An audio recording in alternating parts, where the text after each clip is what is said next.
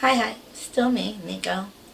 Um, okay, so you know how you have people in your life that are family, but like they're the family that are furniture family. Like, oh, Uncle so and so is always at the parties and he always says those same four lame jokes. And everyone knows Uncle so and so for the same four lame jokes. But he's always at all of the parties.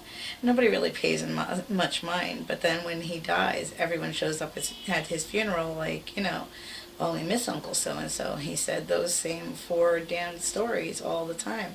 Now who's going to tell us those same damn four stories all the time?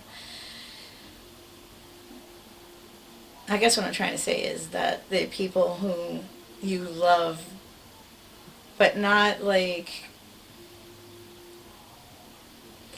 people who you love who you can't see your life moving on without, but people who you love who somehow kind of slip through our own cracks of our own system because they kind of become furniture to us and we see them all of the time, so we take them for granted. Those people, we need to stop taking so much we need to stop taking them for granted so much, because honestly speaking, you never know how long you're going to have with them. And the reason I say that is there was this guy, Kevin.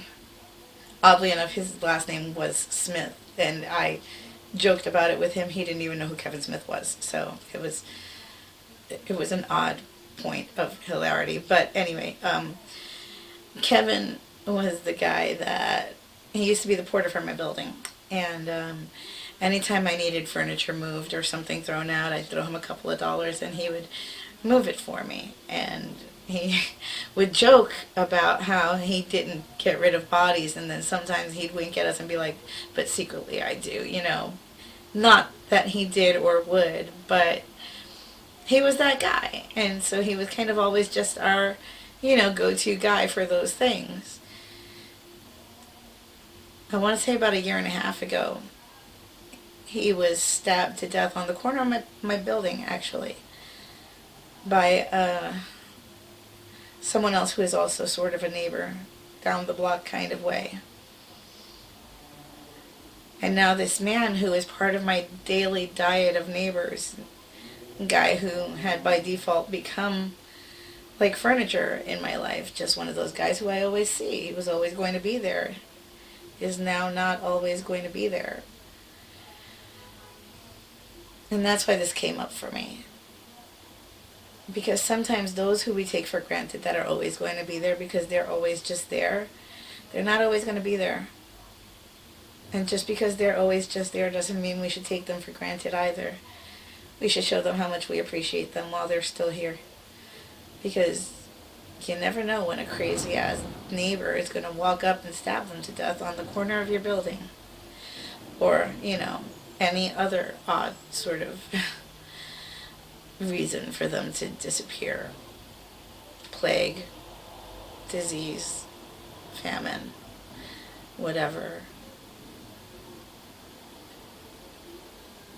But your life dims just a little bit for the loss of them, I don't know, that went really dark really quickly.